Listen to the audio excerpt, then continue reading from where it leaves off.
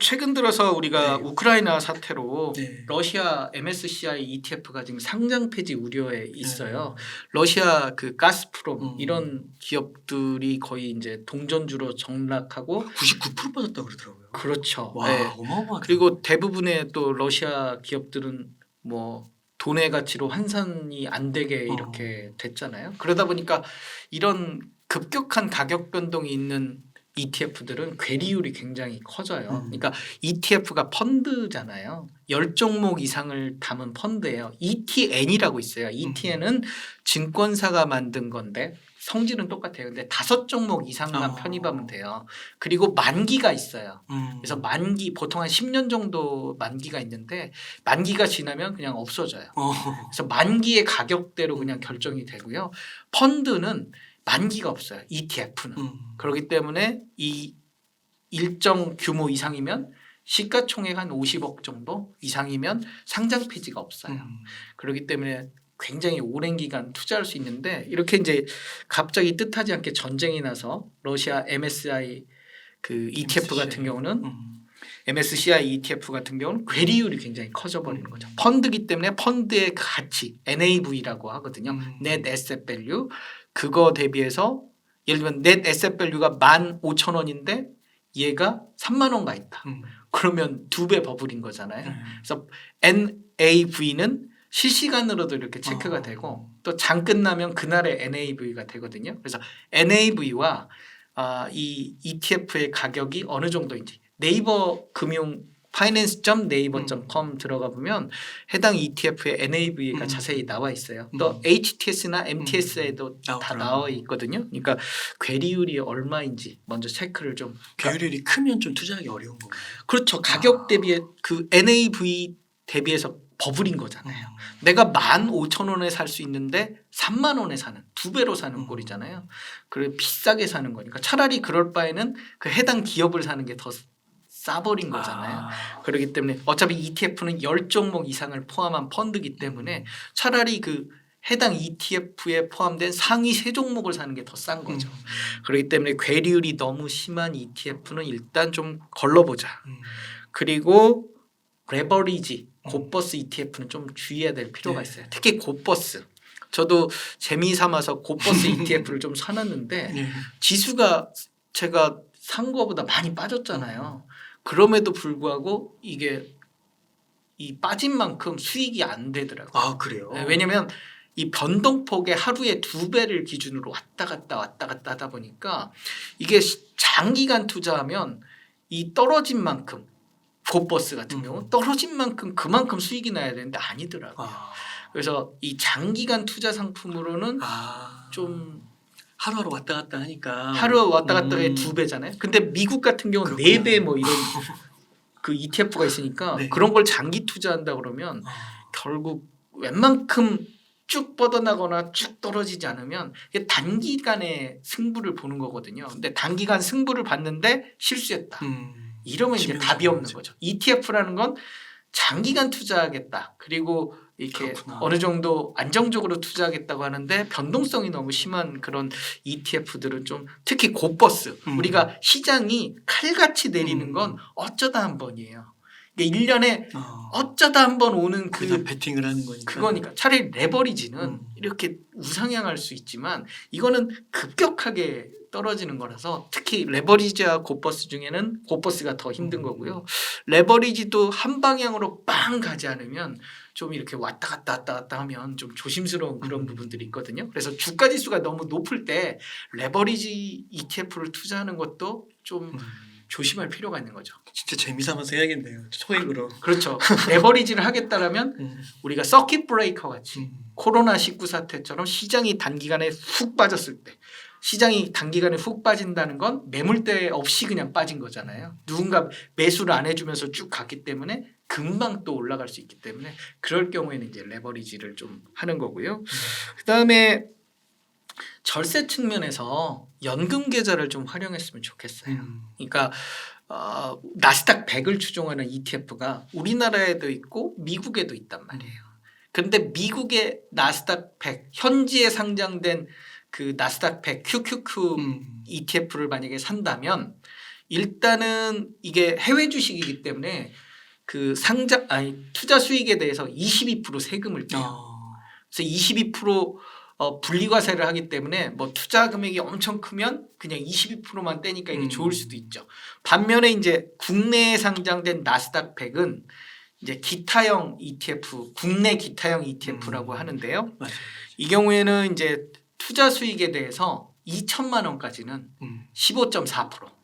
그 이상은 내 연봉에 합산이 돼서 종합과세가 되는 거예요.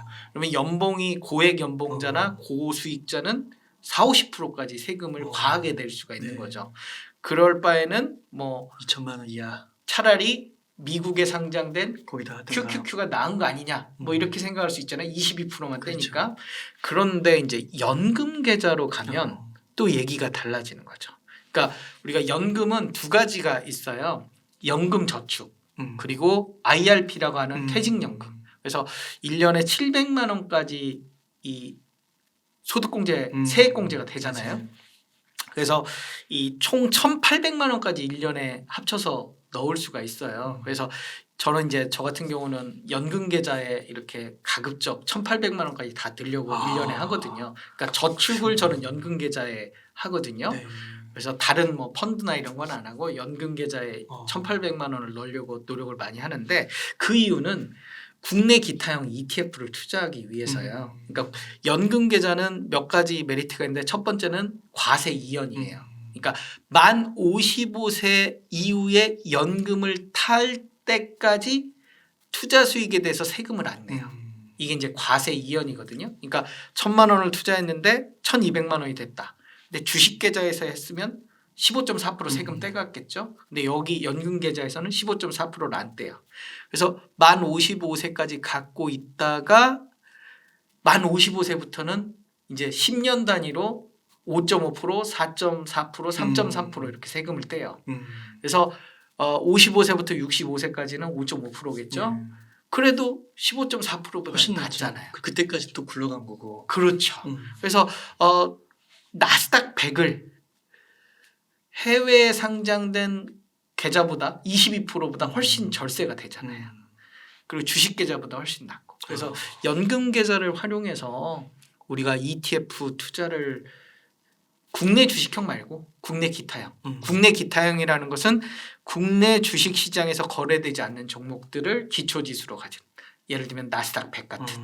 S&P 500 이런 거. 그렇죠. S&P 500, 뭐 다우, 뭐 러셀 2000, 뭐 그리고 중국의 뭐 지수라든지요. 여러 이런 것들을 연금 계좌에서 좀 활용해서 절세 효과도 누리면서 과세 이연에 따른 그런 스노우볼 효과도 좀 추구하는 그런 이원화된 투자 전략. 연금 계좌를 지금 이렇게 내가 연금 계좌에 뭐가 운영되는지 모르시는 분들도 많을 거예요. 그래서 좀 ETF 국내 기타형 ETF 중심으로 좀 투자해 보시면 아니면 고배당 ETF들도 있거든요. 그래서 배당도 받고 안정적으로 주가 흐름도 유지하고 그래서 대표적인 게 이제 부동산 인프라 ETF 그다음에 고배당이라고 써 있는 ETF들 그리고 증권, 뭐 은행, 금융, 보험 이런 섹터들에 대한 ETF들이 일반적으로 고배당 ETF들이거든요. 그래서 이런 ETF들도 좀 관심 있게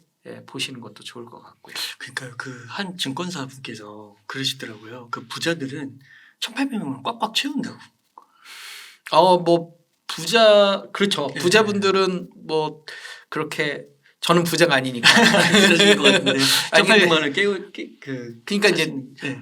대부분 이 직장인 저도 이제 직장이니까 직장인들이 대부분 뭐 저축을 한 달에 몇십만 원씩 하시려고 노력을 하실 거예요. 그래서 펀드에 이렇게 넣어두시는 분들도 많은데 저는 펀드에 넣어두는 것도 좋지만 연금 계좌에 넣어두면서 연말 소득공제도 받고요. 그 다음에 ETF 그런 절세 효과도 노리고 그래서 그리고 연금 계좌의 장점은 함부로 돈을 못 빼요. 그러니까 지나고 보니까 돈을 못 뺀다는 게 상당한 또 이렇게 좋은 점이더라고요. 그 원금만 뺄 수 있는 거죠.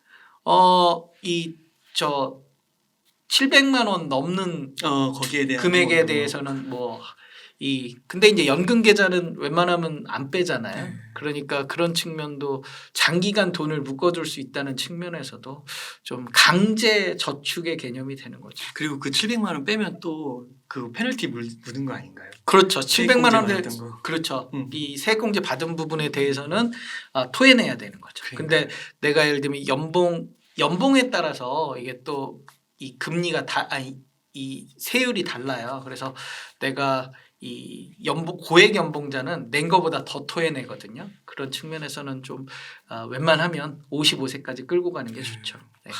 일단 저는 ETF 투자에 있어서 네.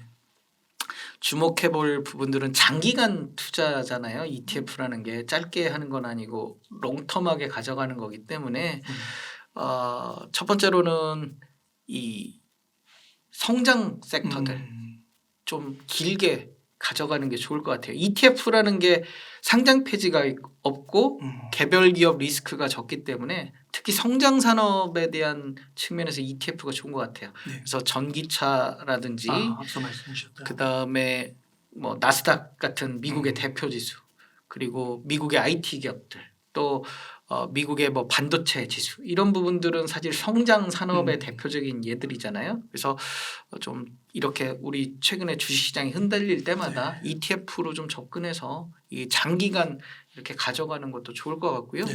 그다음에 두 번째로는 배당 관련 ETF들도 이렇게 안정적으로 주가가 움직이면서 꾸준하게 또 배당도 들어오니까 그런 측면에서 좀 바라보는 것도 좋을 것 같아요. 자녀 증여용으로 저는 ETF가 굉장히 좋다라고 생각을 하거든요. 시간이 많으니까. 일단 뭐 기본적으로 미성년자이기 때문에 10년 이상 들고 있겠다라는 생각들을 많이 하시잖아요. 근데 10년 동안 들고 있는데 10년 안에 망하는 기업들이 생길 수 있고 그다음에 안정적으로 유지가 돼야 되는데 이게 10년 동안 많이 흔들리잖아요. 근데 그렇죠. ETF 같은 경우는 기초 지수를 1년에 한 번에서 뭐 두세 번 이렇게 바꿔주잖아요. 그래서 부실 기업들은 계속 걸러주고 또 내가 원하는 그 섹터의 성장성이나 어떤 실적을 계속 가져가기 때문에 저는 자녀 증여용으로 ETF가 괜찮지 않을까라는 측면에서 자녀 이렇게 시장이 한번 쫙 꺼졌을 때 ETF로 좀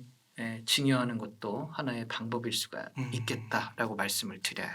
그러니까 이게 제가 요즘에 ETF에 관해서 또 그 저자님의 말씀을 통해서 ETF를 이렇게 듣게 되면은 사실 뭐 한 6개월, 1년 전만 해도 ETF보다 뭔가 이렇게 개별 핫한 종목들 거기에 관심이 좀 많았던 것 같은데 이렇게 한번 증시가 좀 흔들리고 또 이게 증시에서 돈을 버는 게 쉽지 않은 거구나. 항상 우상향하는 게 아니구나 이런 걸 좀 깨닫게 되면서 이런 ETF나 우상향이나 이런 것들에 좀 관심을 많이 갖게 되는 것 같아요. 아마 ETF 투자와 개별 종목 투자를 병행하시는 분들이 있으면 네. 지금 작년 말 대비해서 올해 수익률을 비교해 보면 ETF가 덜 빠졌을 거예요. 손실률이 덜할 거예요. 그래서 ETF의 가장 큰 장점은 분산 투자이기 때문에 덜 빠진다. 그리고 대형주 중심으로 담잖아요. 이렇게 시장이 흔들릴 때마다 대형주들이 덜 내리거든요. 그렇기 때문에 덜 빠진다라는 측면에서도 굉장히 매력적인 그런 상품이 아닌가. 그래서 저는 이 나이 50이 넘어서면서 ETF도 굉장히 제 연금 계좌에서 이렇게 운용을 하고 있거든요. 안전하게. 그래서 굉장히 매력적인 그런 상품이 아닌가라고 말씀을 드릴 수 있겠네요. 네.